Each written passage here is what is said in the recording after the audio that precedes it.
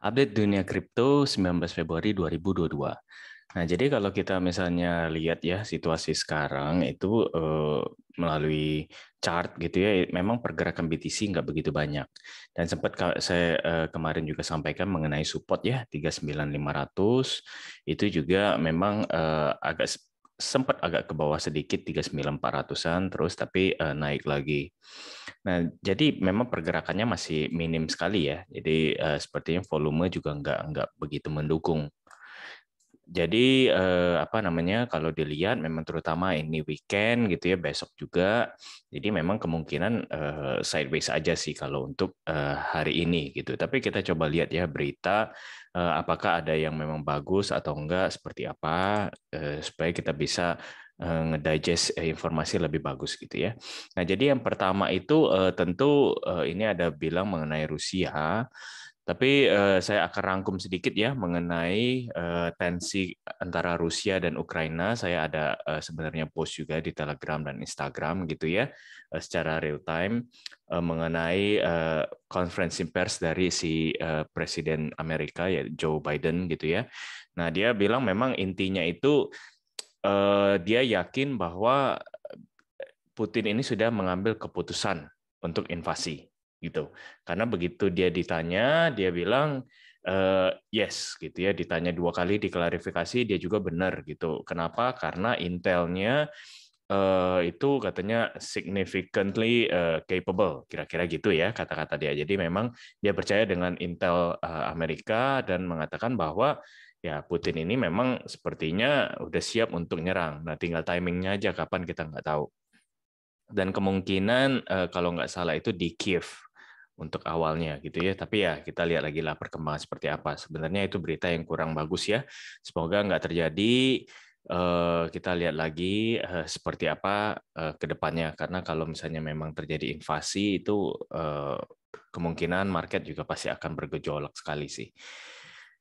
Nah, terus hubungannya dengan kripto ya menyinggung sedikit mengenai Rusia yang waktu itu pernah apa namanya membahas mau dalam tanda kutip melegalkan BTC gitu ya.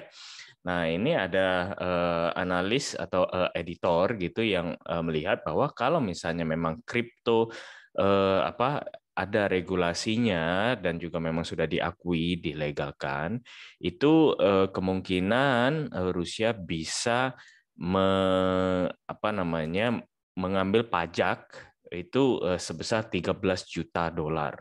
Sorry, 13 miliar ya, ini billion. 13 miliar dolar.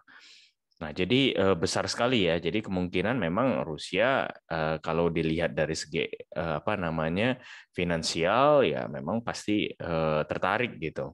Mengapa? Karena kalau dilihat Russians ya banyak orang Rusia itu memiliki kripto itu nilainya sekitar 16,5 triliun rubles. Nah, atau sorry 215 miliar dolar. Itu dari Bloomberg gitu ya. Nah, Rusia sendiri pun memegang 12% dari global crypto economy. Nah, kalau misalnya memang ini apa namanya menjadi perhatian pemerintah atau ternyata dilegalkan, ya itu bisa berkembang lebih jauh lagi malahan ya. Nah, jadi ini juga menarik gitu kalau kita lihat kalau misalnya memang nanti dilegalkan itu ada tentu apa namanya sedikit nafas kelegaan gitu ya untuk kripto secara general. Nah, terus ada berita juga mengenai anggota Federal Reserve yang nggak boleh apa namanya trading kripto gitu. Tapi kalau kita nggak baca keseluruhan, kita bakal pikir wah ini bad news gitu ya. Padahal sebenarnya regulasinya itu cuman untuk senior Fed officials gitu ya. Tapi Central Bank US juga apa mengharapkan bahwa semuanya ini akan juga diberlakukan kepada pegawai-pegawai yang memang di staf bawah gitu ya. Jadi memang apa namanya dari senior Federal Reserve official ini memang dilarang gitu sebenarnya untuk saham, bonds, agency securities gitu ya, foreign currencies, commodities segala macam gitu. Nah, cuman apa namanya waktu Oktober kemarin itu kripto belum termasuk. Nah, tapi sekarang sudah termasuk kripto gitu ya. Jadi apa namanya memang eh, itu wajar gitu ya kalau kita lihat, kalau kita baca dengan seksama karena memang ya nanti takutnya ada conflict of interest gitu. Jadi bayangkan kalau misalnya anggota The Fed gitu ya mau membuat keputusan mengenai suku bunga ini tapi dia memiliki saham A, B, C gitu kan. Ya memang dia pasti jadinya konflik gitu dalam psikis dan juga ya tentu kepentingan gitu ya. Jadi kalau kepentingannya terutama untuk pribadi itu apa namanya melebihi dari kepentingan penduduk gitu kan ya memang tentu nggak bagus. Jadi makanya memang dilarang. Itu wajar sekali sih sebenarnya. Jadi kita harus biasakan lah ya untuk membaca berita memang secara keseluruhan. Jadi jangan takut kalau mendengar berita ini. Berita ketiga itu dari apa namanya ada tren kita lihat dari apa namanya fundraising dengan menggunakan kripto atau BTC gitu ya. Ini terjadi di Kanada yang sekarang lagi banyak protes gitu mengenai vaksinasi atau ini juga apa namanya pembatasan karena pandemi segala macam gitu ya. Ukraina juga jadi ini terutama terjadi atau menjadi apa namanya sorotan media karena mereka itu sebelumnya menggunakan fundraising platform gitu. Kanada ini berarti apa namanya protester ini orang-orang yang banyak protes ini ya yang mereka itu menggalang dana gitu karena ya memang mereka membutuhkan dana atau ya untuk protes segala macam itu kan butuh dana semua. Nah, tapi itu ditutup karena katanya adalah promotion of violence gitu. Jadi promosi kekerasan gitu atau ya pasti pemerintah turun tangan lah. Jadi makanya ditutup gitu ya. Nah, tapi mereka bergerak nih ke Bitcoin crowdsourcing funding service gitu. Jadi mereka cari apa namanya crowdsourcing funding service memang tapi khusus untuk BTC. Jadi bukan menggunakan dolar atau apa gitu ya atau currency sendiri. Nah, dan itu langsung galang dananya cukup cepat dan mendapatkan $900.000, bayangkan. Tentu dalam BTC ya. Nah, mungkin mereka juga langsung jual segala macam. Terus juga mengenai Ukraina. Apa banyak juga relawan-relawan gitu ya. Dan juga aktivis-aktivis itu mereka juga menggalang dana untuk persiapan melawan atau mempertahankan gitu ya negara mereka gitu kalau misalnya terjadi invasi. Dan itu juga mereka menggunakan kripto gitu untuk menggalang dananya. Nah, kenapa kripto ini menjadi preferensi ya untuk fundraising platform? Kalau kita lihat sejauh ini untuk political untuk politik lah ya dan juga social movement gitu ya seperti anti vaksin itu sebenarnya bukan bukan ke politik sih atau mungkin ada yang provokasi kita nggak tahu lah itu negara orang ya tapi intinya jadi Bitcoin ini sebagai alternatif yang dipakai untuk menggalang dana dan menurut saya itu ada plus dan minus tentunya kalau plusnya berarti ini menunjukkan memang inti dari BTC sendiri itu adalah kebebasan gitu ya kalau saya bisa simpulkan kebebasan seseorang atau satu grup satu gerakan gitu ya untuk melakukan sesuatu gitu jadi kita nggak tergantung oleh satu entity atau satu perusahaan satu negara gitu ya satu platform nah pokoknya jika ada satu komunitas satu gerakan segala macam yang memang mau melakukan sesuatu kripto itu biasanya memang menjadi apa namanya menjadi alternatif terbaik gitu. Dan cuman negatifnya itu plusnya. Dan juga kalau misalnya memang gerakan-gerakan atau komunitas-komunitas itu adalah tentu untuk tujuan baik gitu ya dalam tanda kutip. Nah, kalau misalnya untuk tujuan buruk, misalnya terorisme atau trafficking segala macam, money laundering, nah itu yang ditakutkan. Nah, jadi bisa digunakan untuk negatif juga karena ini terlalu bebas tadi gitu ya. Jadi ini memang ada plus minusnya dan biasanya memang pemerintah lebih melihat ke arah minusnya gitu karena bisa digunakan untuk apa aja gitu kan. Jadi kalau kita diberikan kebebasan yang berlebihan tidak mengikuti aturan ya takutnya itu akan disalahgunakan.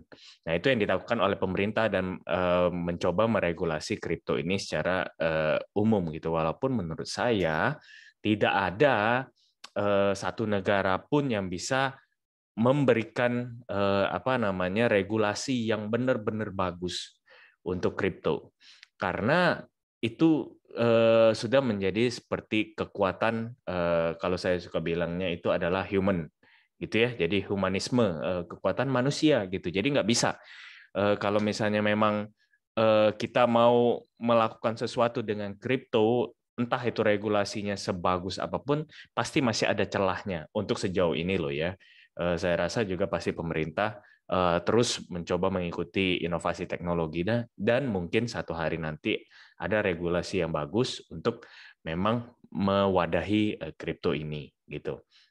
Bukan untuk menjadikan atau melarang ini menjadi tidak bebas enggak ya. Kalau misalnya memang melarang itu ya udah seperti China misalnya langsung larang ya udah apa boleh buat kalau begitu berarti mereka memang tidak mau embrace tidak mau apa namanya melestarikan cara ini gitu ya atau kebebasan ini dalam arti kripto.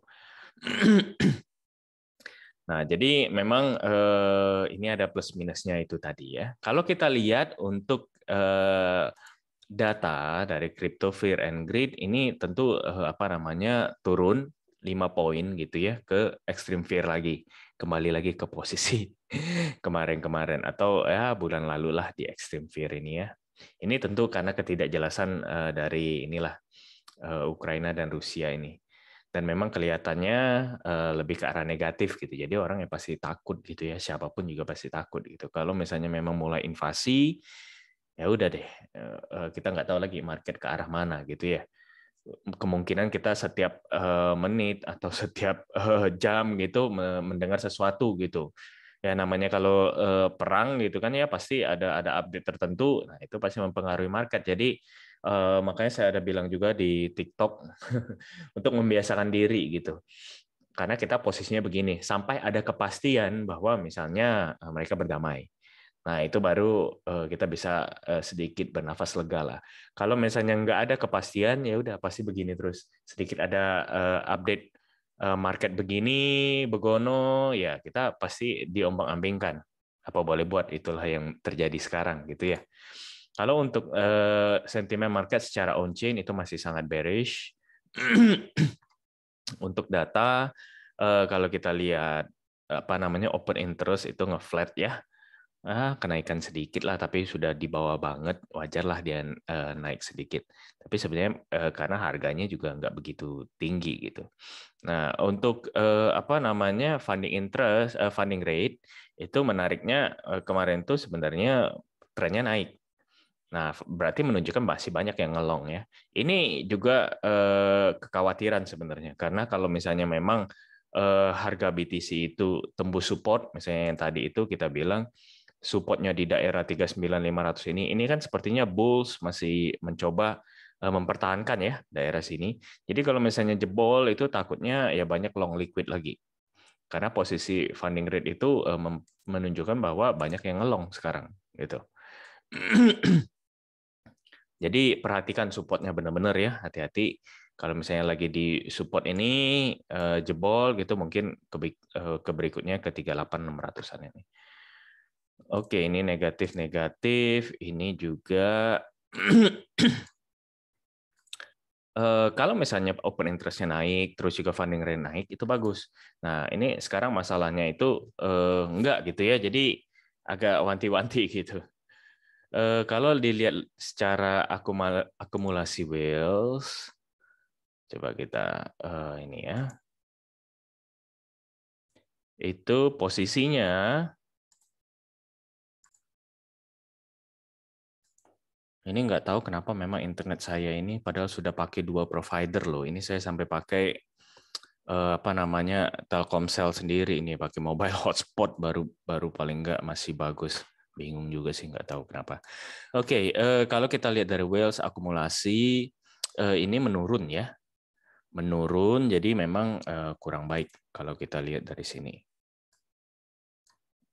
Terus kalau dari apa namanya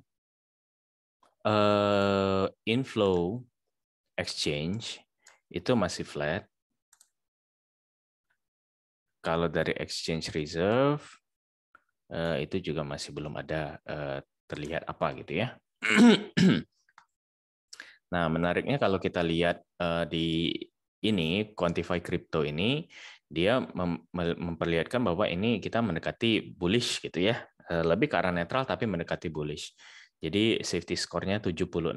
Dia lihat dari tren sama RSI. Jadi memang apa namanya secara indikator mereka lihat masih bagus.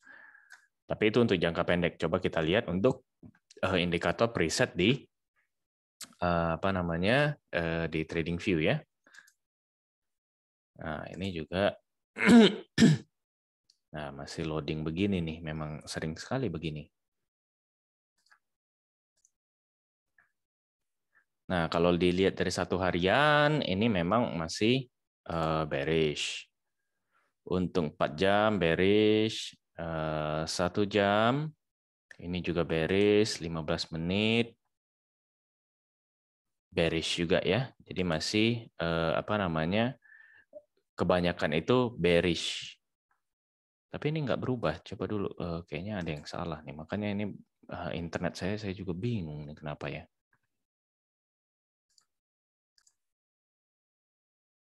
Jadi memang dalam posisi masih kelihatannya bearish gitu ya, kebanyakan ya. Jadi makanya saya bilang pantau tadi di sini 39.500 ya posisinya. Kalau misalnya memang drop lagi ke sini. Kalau misalnya itu tembus, itu bisa sampai ke 38.600. Nah, bukan berarti kalau saya jujur nggak mau dulu nge-short di sekarang gitu ya, karena ya posisinya mini sekali sih. Apa namanya belum ada menunjukkan posisi apapun gitu, atau tren kemana gitu ya. Jadi kalau misalnya memang mau nge-short mungkin posisinya di dekat-dekat sini, dekat-dekat resisten gitu, 41-an gitu ya, lebih aman. Kalau untuk sekarang ya dia bisa aja naik dulu gitu kan, dia bisa aja turun dulu memang. Jadi walaupun lebih ke arah turun. Nah, cuma kapannya itu kan kita masih menjadi pertanyaan. Nah, semoga membantu ya teman-teman untuk hari ini. Stay safe tentunya di market, happy weekend, dan juga jangan lupa untuk menghabiskan waktu dengan keluarga ya, jangan trading aja terus. Dan ya please like, subscribe, dan komen serta share gitu ya supaya teman-teman yang lain mungkin belum pernah mampir ke channel saya atau belum pernah nonton bisa juga ikut mendapatkan gambaran gitu untuk update-update seperti ini setiap harinya. Oke, terima kasih. Bye.